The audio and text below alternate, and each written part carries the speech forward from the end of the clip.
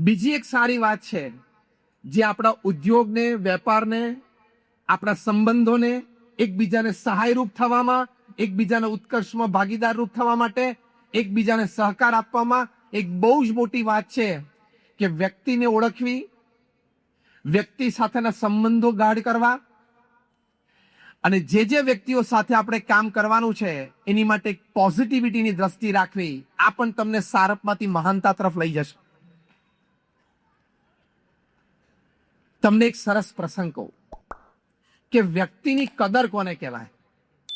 તમારા વેપાર ઉદ્યોગમાં તમારા જે કર્મચારીઓ છે એની કદર શું કહેવાય.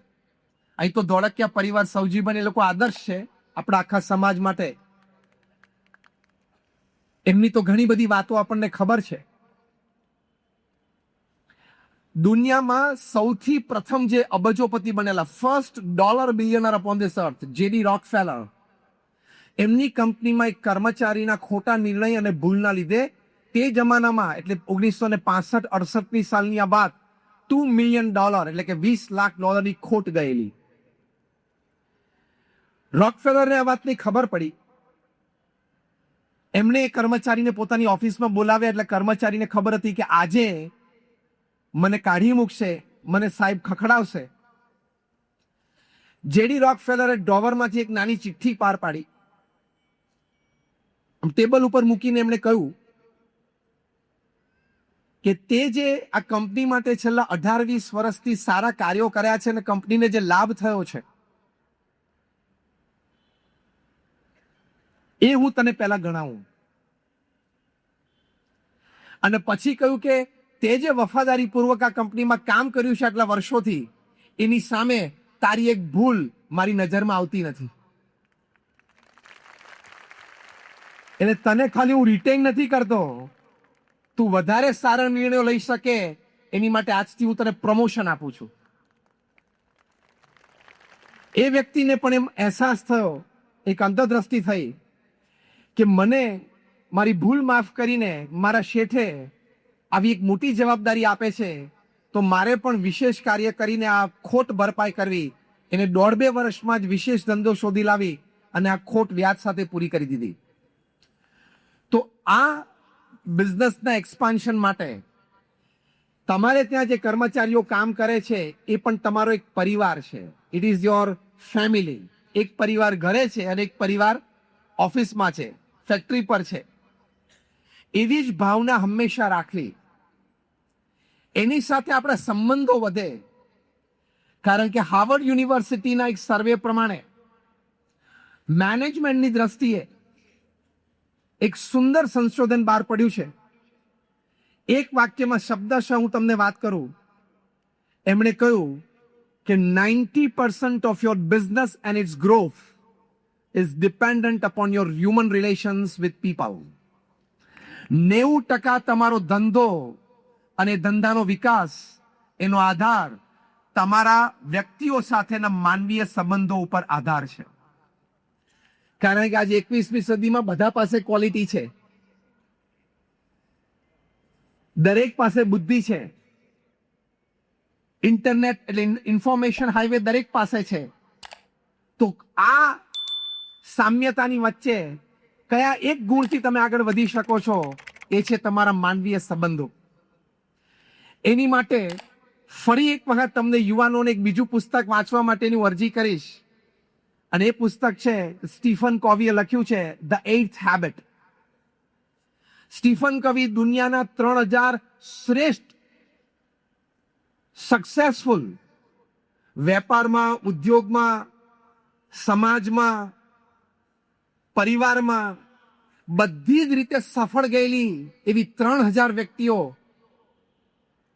એમને પર્સનલી મળ્યા, એમના ઇન્ટરવ્યુ લીધા, એમના જીવનની વિચારધારા, રહેણી કેણી, વ્યવહાર વ્યાપાર કરવાની રીતભાત, એમના કર્મચારીઓ સાથેના એમના સંબંધો, એના ઉપર ખૂબ સંશોધન કરીને આ પુસ્તક લખ્યું. પૃથ્વી પર મેનેજમેન્ટ ધંધાની દ્રષ્ટિએ સૌથી પ્રસિદ્ધ પુસ્તક છે.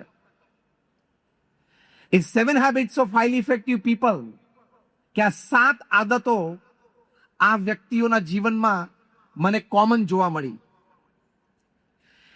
હું દરેક સાથે સાત આદતોને ડિટેલમાં નહીં વર્ણવું, ખાલી નામાભીકરણ કરીશ. એમાં પહેલી આદત લખેલી પ્રોએક્ટિવિટી, એટલે પ્રતિકૂળ પરિસ્થિતિમાં સાનુકૂળ પ્રતિભાવ આપવો. તમે ડિપ્રેશનમાં હો, તમારું અપમાન થયું હોય છતાં હસતા ચહેરે મદદરૂપ થવાની ભાવના હંમેશા રાખી. પ્રતિકૂળ પરિસ્થિતિમાં સાનુકૂળ પ્રતિભાવ. બીજી વાત લખી છે, begin with the end in mind. તમે જે પણ કામ શરૂ કરો એનો અંતિમ અંજામ, અંતિમ પરિણામ તમે શું અપેક્ષા રાખો છો અને શું આવી શકેની શક્યતા છે એ પણ તમારી નજર સમક્ષ સ્પષ્ટ રાખો. ત્રીજી આદત આ સફળ વ્યક્તિઓની હતી, પુટિંગ ફર્સ્ટ થિંગ્સ ફર્સ્ટ. જે જીવનમાં પ્રાયોરિટી છે, જે કરવું જરૂરી છે.